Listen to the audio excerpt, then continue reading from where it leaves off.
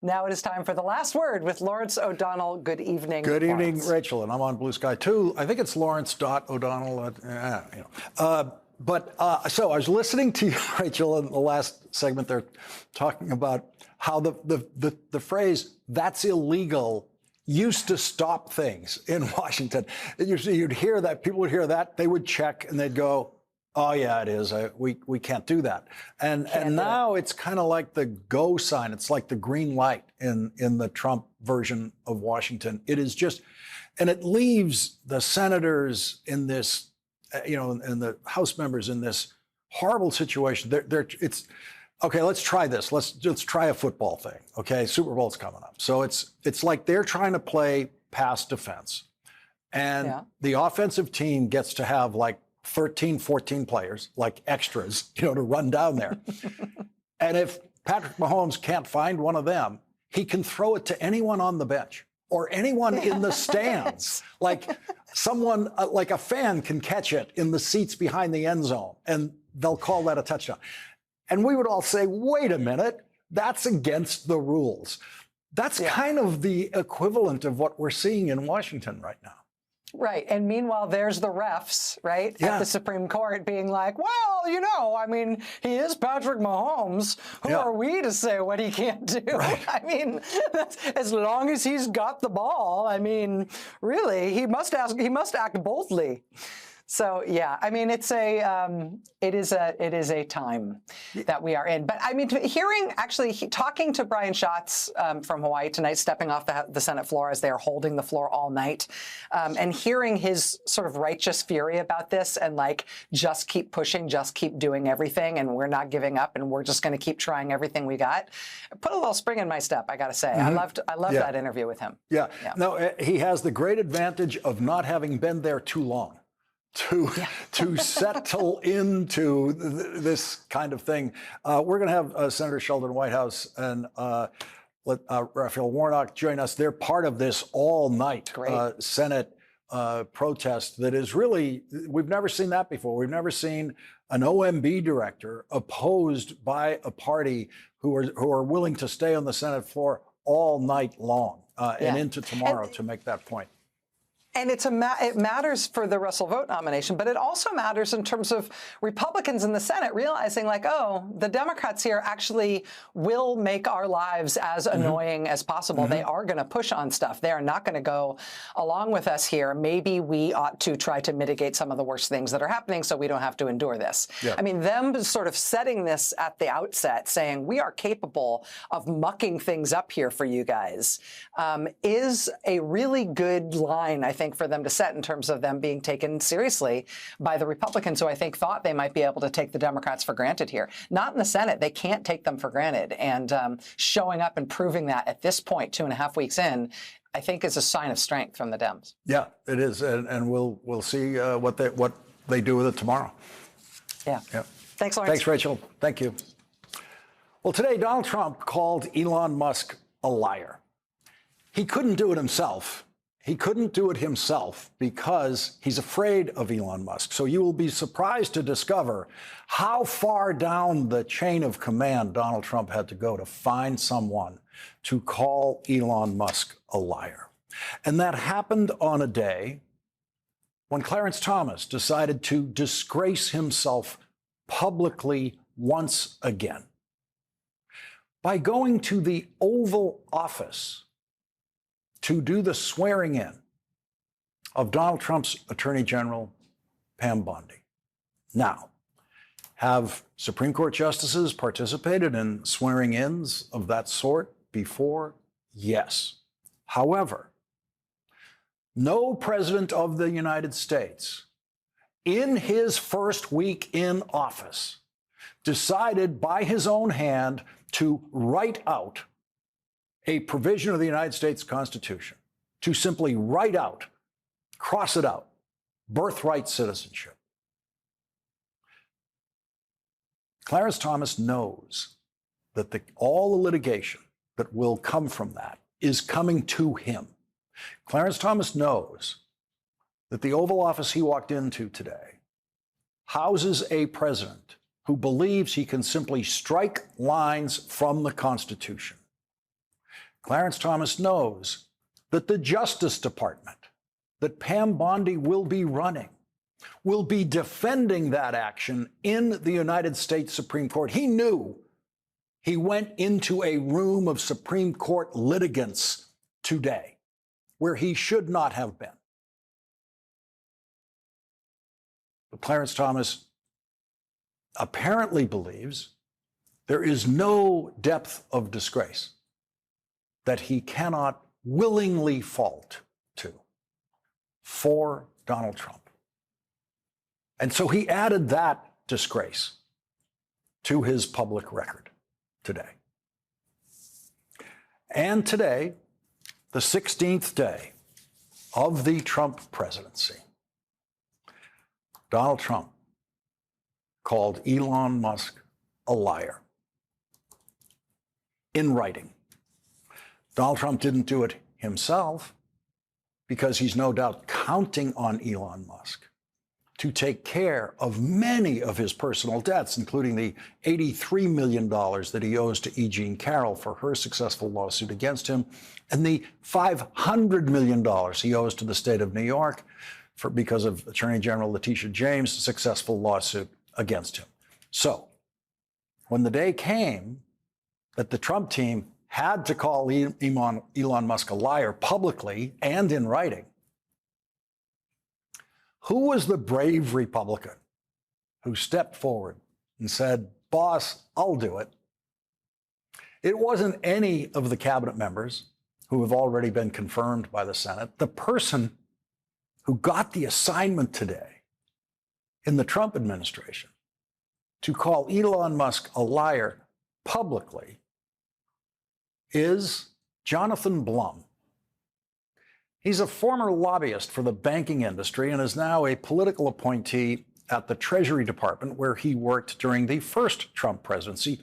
He has a mid-level job with the title Principal Deputy Assistant Secretary in the Office of Legislative Affairs. What that translates to is he is a lobbyist for the Treasury Department, a lobbyist with Congress.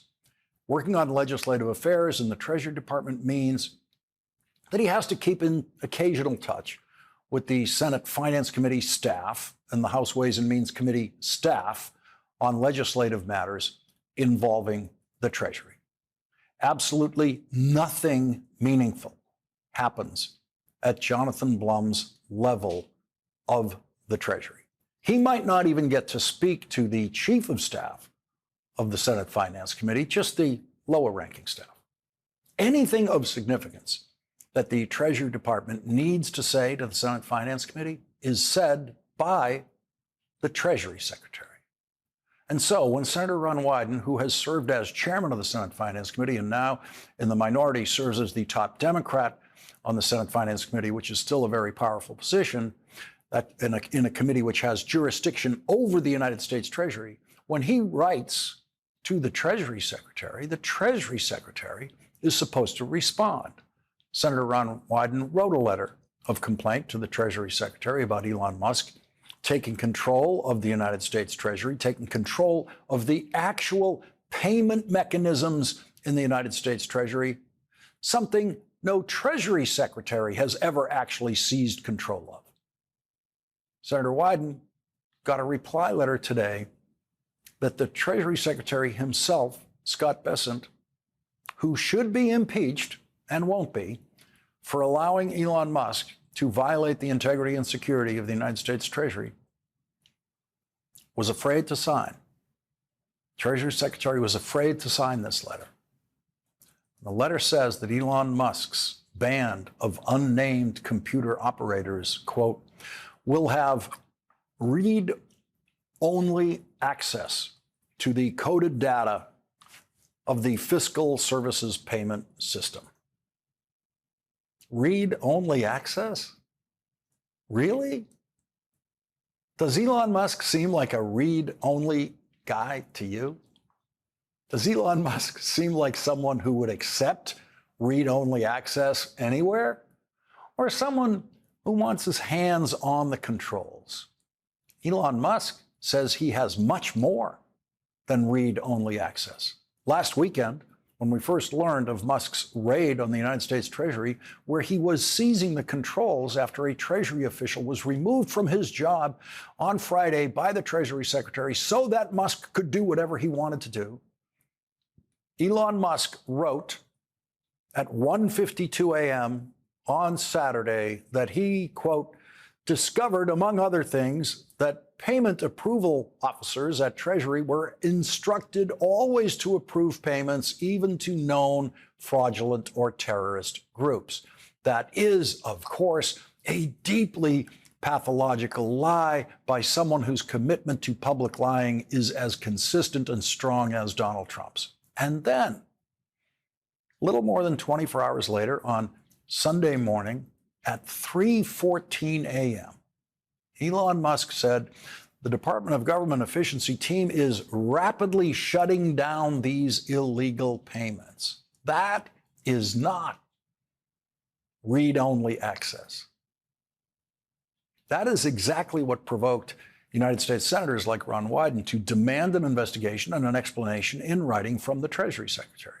And what Senator Wyden got from someone several rungs down from the Treasury Secretary was, first of all, the insult of not getting a reply in writing from the Treasury Secretary himself. And believe me, that was deliberate.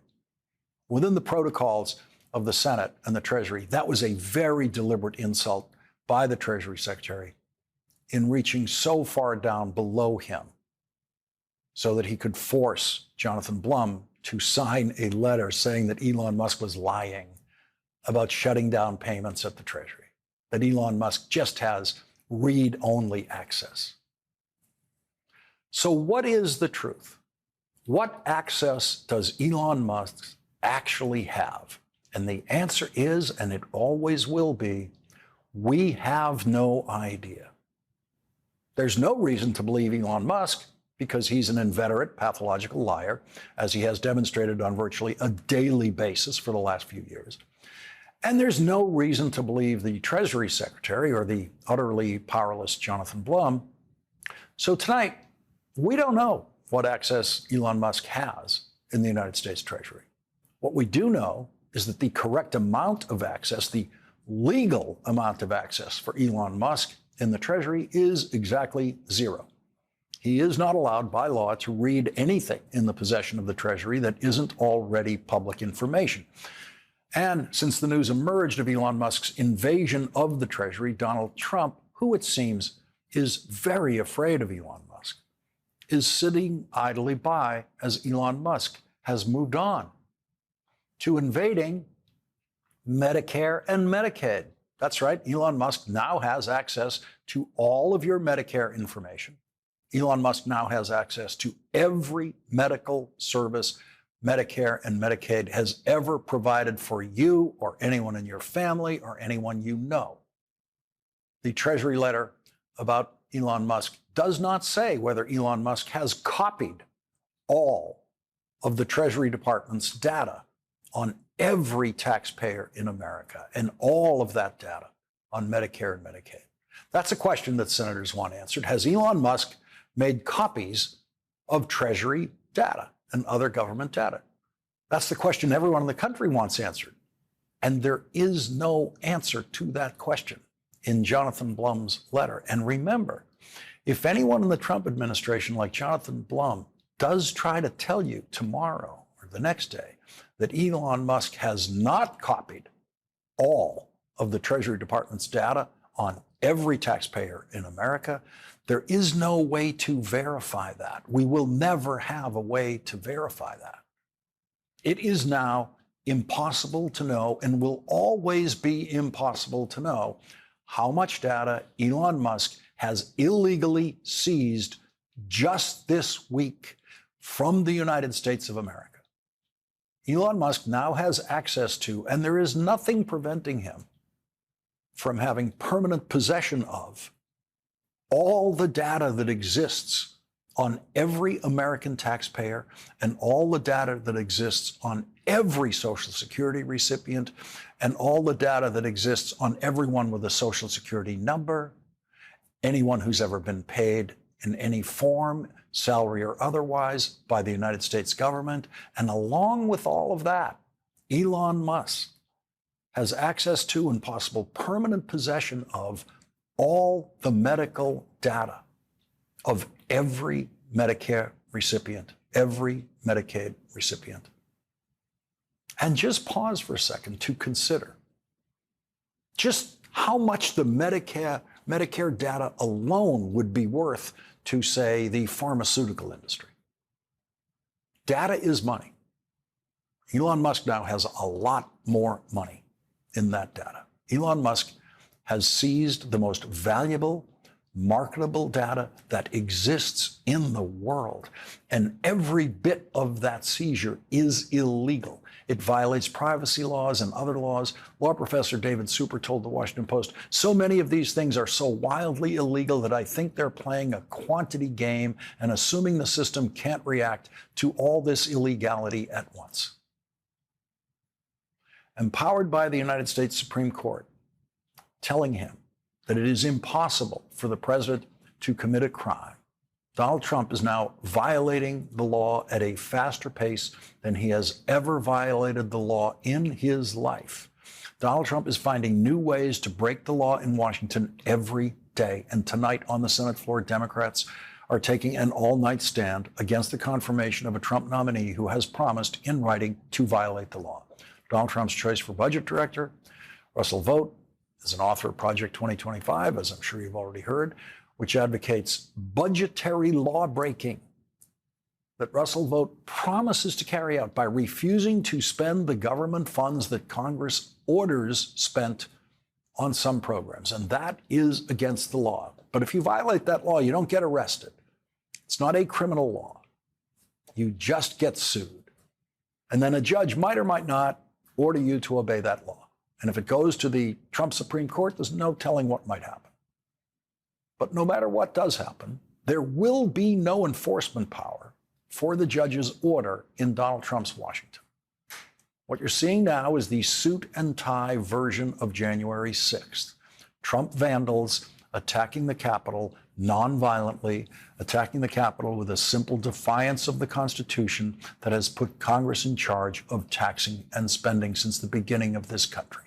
So a group that is operating completely unbound by the law wants you to believe that Elon Musk has read-only access to the data.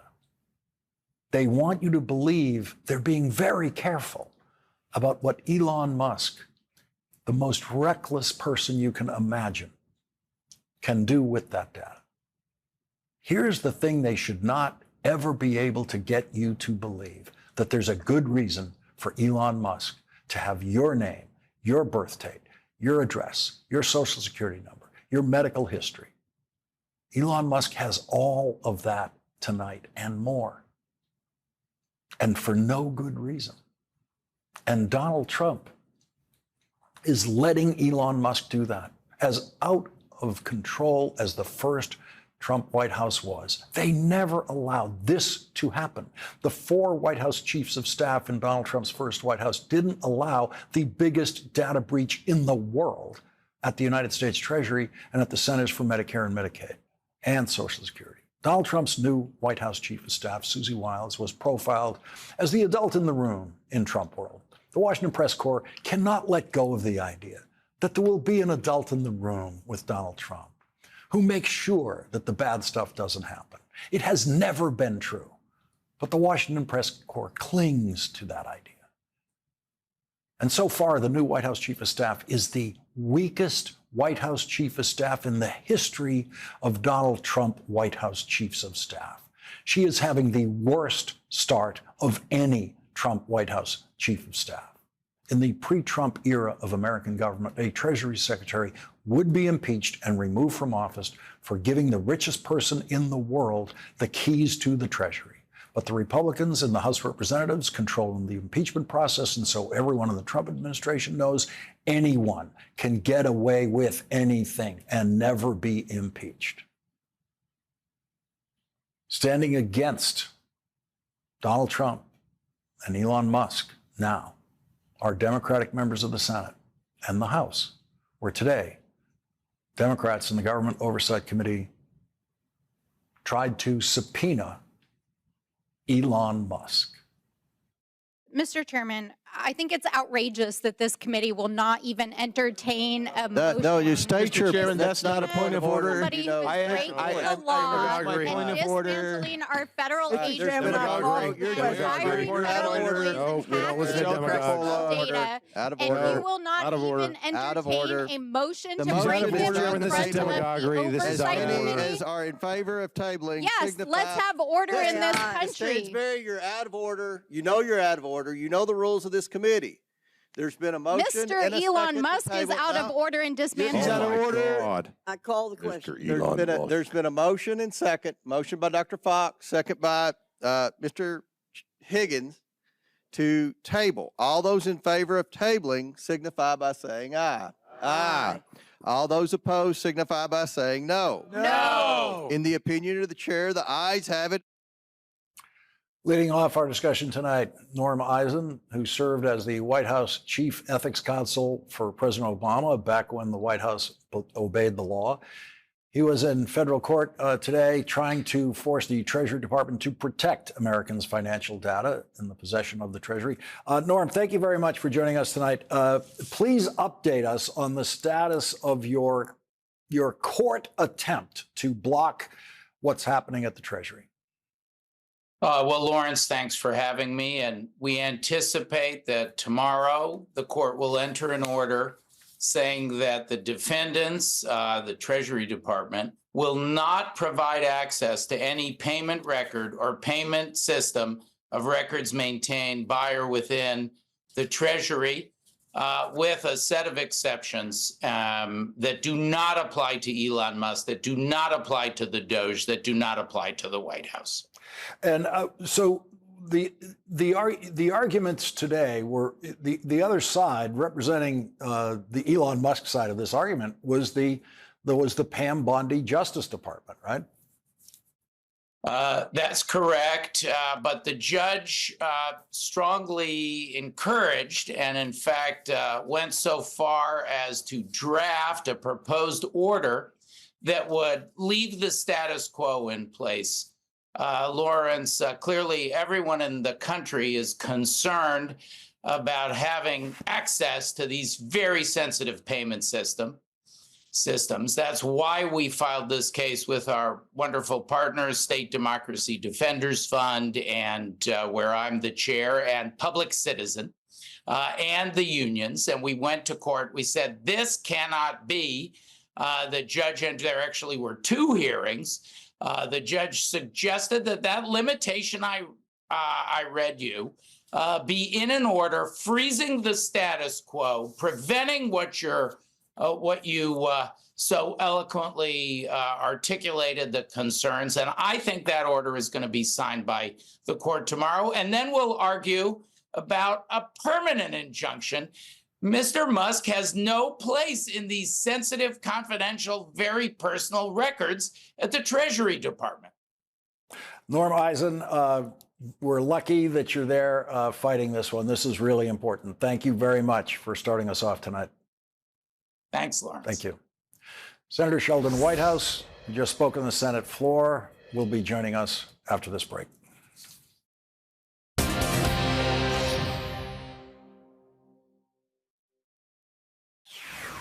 I will follow the advice of legal counsel and ultimately the president.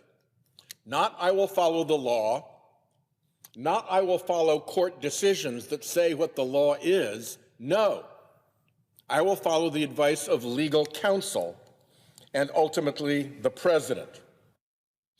Joining us now is Democratic Senator Sheldon Whitehouse. He's a member of the Senate Judiciary Committee and the Senate Finance Committee. Senator, thank you very much for getting to us after the Senate floor. So I've followed most of the confirmation hearings very closely.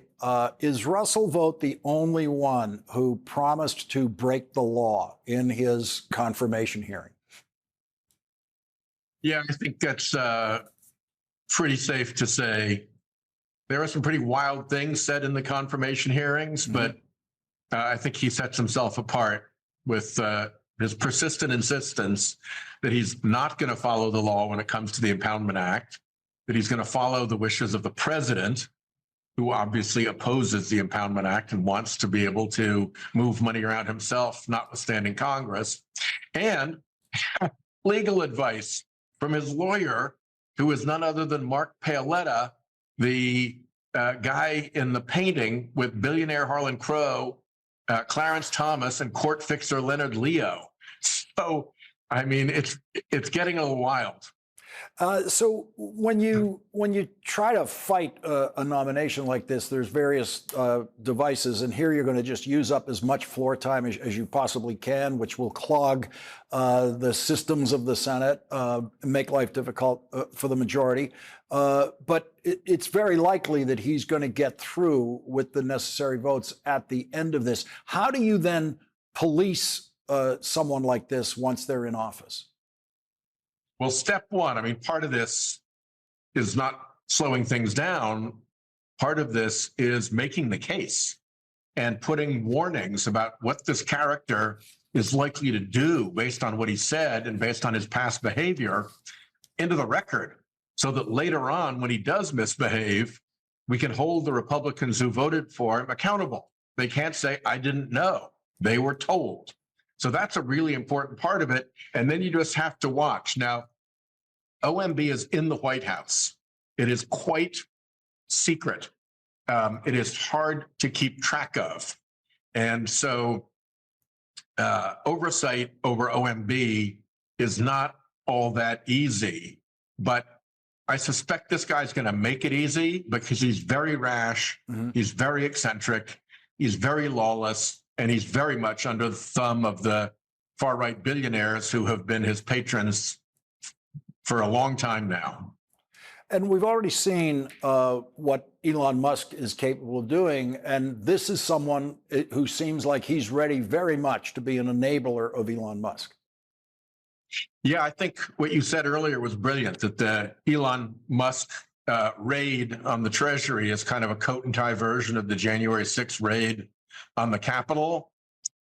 Putting Russ Vought in at OMB is yet another raid. If Treasury is the nerve center of data in the United States government, OMB is the nerve center of policy in the United States government.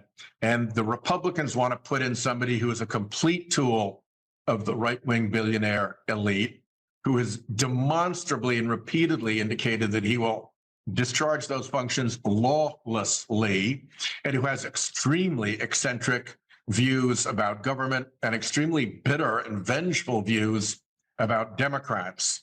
So he will give us lots of opportunities. Senator Sheldon Whitehouse, thank you very much for finding the time for us tonight on this busy night. Really appreciate it. Yes, sir. Good to be with you. Thank you. Coming up, Senator Raphael Warnock will join us right off the Senate floor next.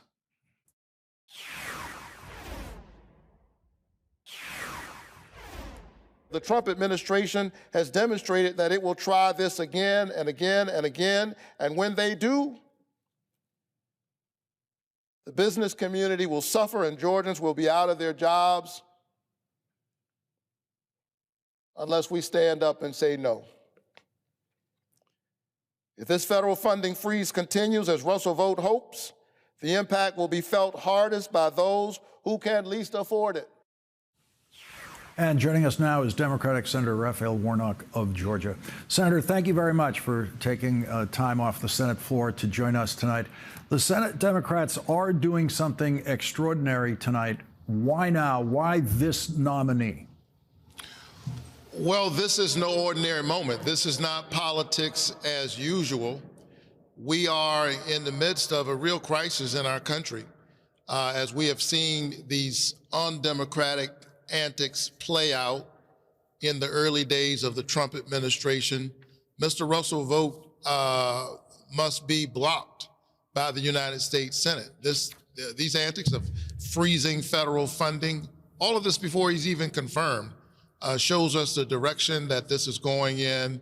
And so we're using the levers that we have to slow this train down. But at the end of the day, we're going to need our Republican friends to put country ahead of party, put the people ahead of politics, and do the right thing. What's at stake in what you know to be happening in the federal budget and by Donald Trump for Georgians who voted for Donald Trump? They voted for you, and this time they also voted for Donald Trump. My office is being flooded by calls, by emails. Some have reached out to me directly, people I know who do work for us every single day, Lawrence. You know, the thing about the noble work that many of our federal workers do is it's invisible to us very often because they take care of things that we don't think about. I'm thinking about the some 10,000 workers at the CDC right now who protect us from plagues and from dangers we don't see. And so often you don't get credit for the bad things you keep from happening.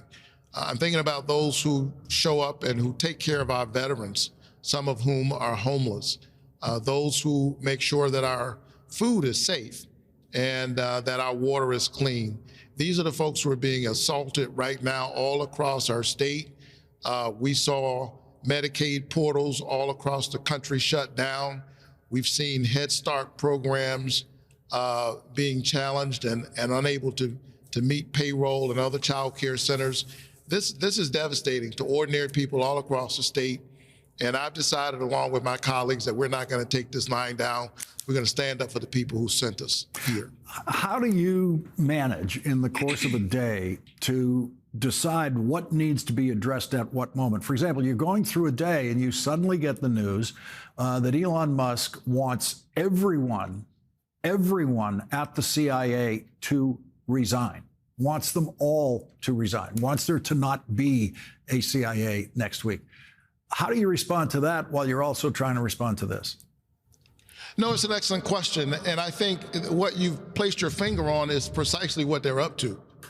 They are trying to overwhelm us by the sheer pace and pervasiveness of these undemocratic, reckless actions that they are taking.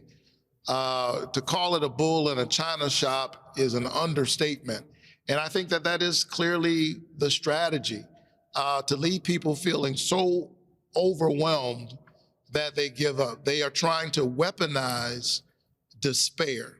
And the best way to respond to that is to stand up.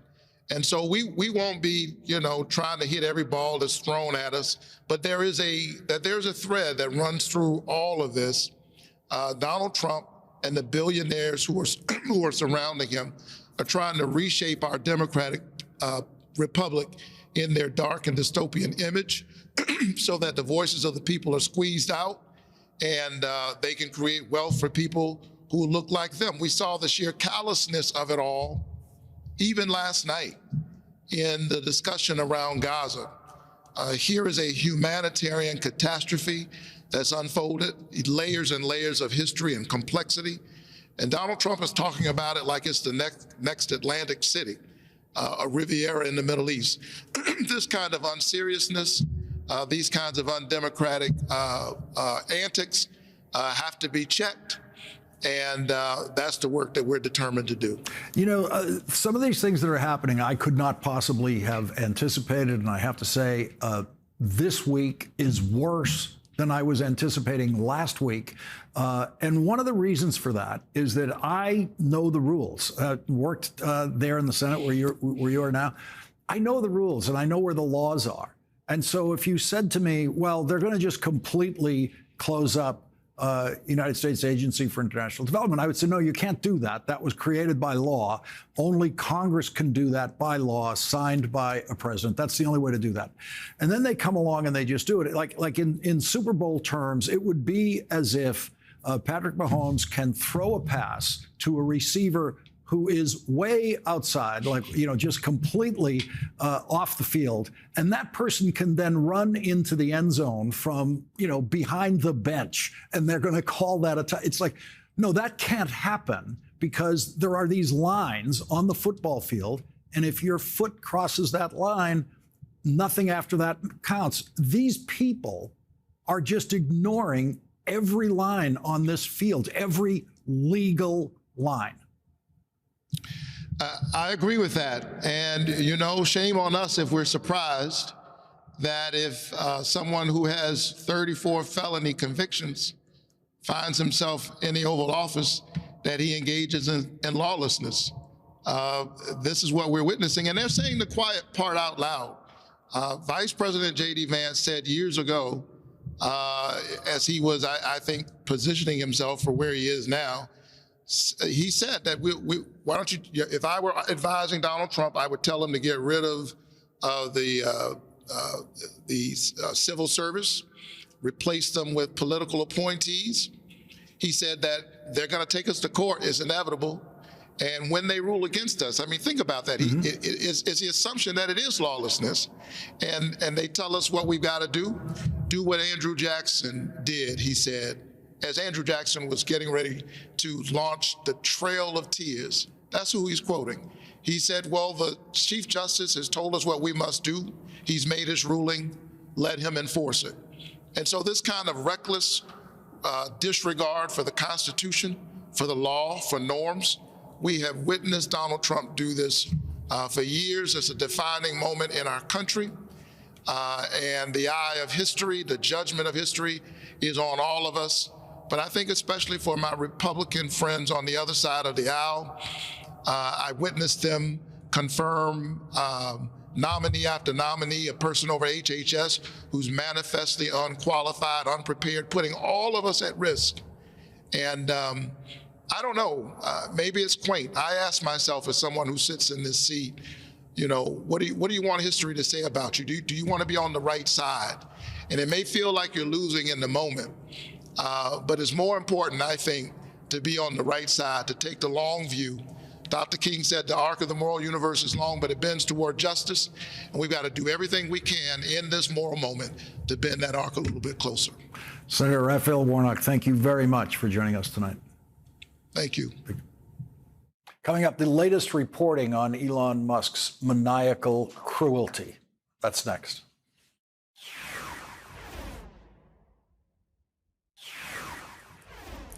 Soup kitchens can no longer feed the hungry.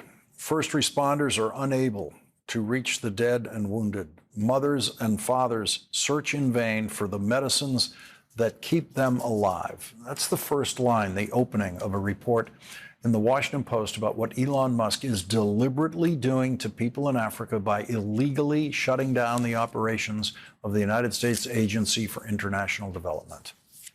It means that over 8 million people in extreme levels of hunger could die of starvation, said an aid worker. What's next? What do we do?